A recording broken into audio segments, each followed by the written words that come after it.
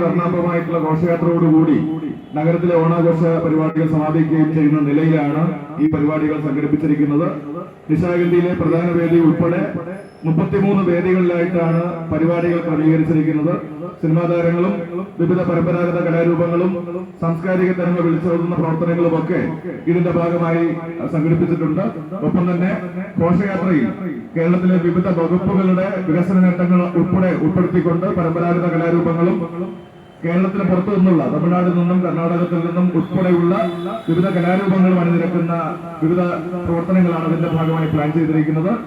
ഒപ്പം തന്നെ വൈദ്യുത ദീപാലങ്കരം, ട്രേഡ് ഫെയർ, ഫുഡ് ഫെസ്റ്റിവൽ, മറ്റ് നിരവധിയായിട്ടുള്ള സാംസ്കാരിക പരിപാടികൾ ഇതിന്റെ ഭാഗമായിട്ട് സംഘടിപ്പിച്ചിട്ടുണ്ട്. ഇന്ന് വൈകുന്നേരം സെൻട്രൽ സ്റ്റേഡിയത്തിൽ വെച്ച് MLA-മാരും അതുപോലെ തന്നെ മറ്റ് ജനപ്രതിനിധികളും മാധ്യമ പ്രവർത്തകരും ഒക്കെ പങ്കെടുക്കുന്ന വടംവലി മത്സരം സംഘടിപ്പിച്ചിട്ടുണ്ട്.